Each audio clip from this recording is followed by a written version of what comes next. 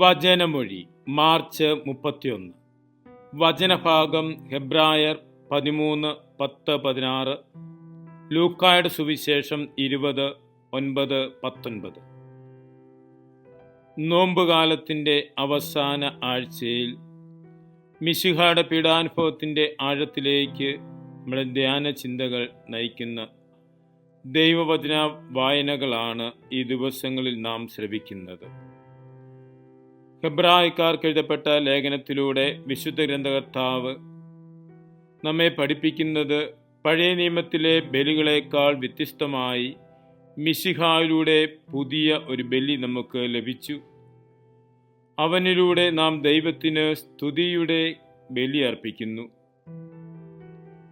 വെറും ആചാരപരമായ യാഗം മാത്രമല്ല, ദൈവത്തെ സ്തുതിക്കുന്ന അധരങ്ങൾ, നല്ല പ്രവൃത്തികൾ, പങ്കിടുന്ന മനസ്സ് എന്നിവയെല്ലാം ആരാധനാ ജീവിതത്തിൻ്റെ, ബലിജീവിതത്തിൻ്റെ യഥാർത്ഥ ഭാഗങ്ങൾ തന്നെയാണെന്ന് തിരുവചനം ഓർമ്മപ്പെടുത്തുന്നു.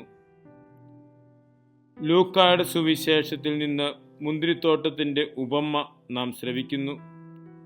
ഒരു ഉടമ തൻ്റെ തോട്ടം കർഷകർക്ക് ഏൽപ്പിക്കുന്നു. എന്നാൽ അവർ ദാസരെയും ഒടുവിൽ ഉടമയുടെ മകനെയും നിരസിക്കുകയും കൊല്ലുകയും ചെയ്യുന്നു. ദൈവം തൻ്റെ ജനത്തെ സ്നേഹത്തോടെ വിളിക്കുന്നു.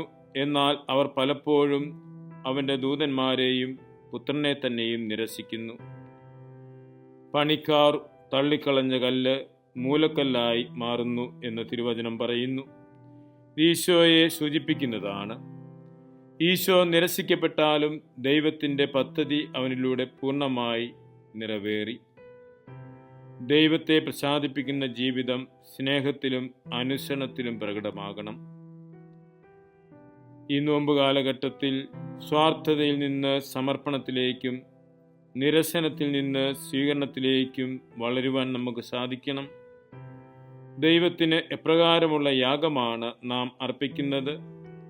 ദൈവവചനത്തെ സ്വീകരിക്കുകയാണോ നിരസിക്കുകയാണോ ചെയ്യുന്നത്? നമ്മുടെ ജീവിതം സ്തുതിയുടെയും നന്മയുടെയും അടയാളങ്ങളാണോ എന്നിങ്ങനെ വിചിന്തനം ചെയ്യുന്നതിനും മിശിഹായുടെ ബലിയോട് ചേർത്ത് നമ്മുടെ ജീവിത ബലികളെ അർപ്പിക്കുന്നതിനും നോമ്പുകാലത്തിൻ്റെ അവസാന ആഴ്ച, ഈ വിശുദ്ധവാരം നമ്മെ സഹായിക്കട്ടെ. ദൈവകൃപയോട് സഹകരിച്ച് വിശുദ്ധിയിൽ ആഴപ്പെടുവാനും വിശ്വസ്തയോടെ ജീവിക്കുവാനും നമുക്ക് പരിശ്രമിക്കാം. മിശിഹ നമ്മെ അനുഗ്രഹിക്കട്ടെ. ആമേൻ.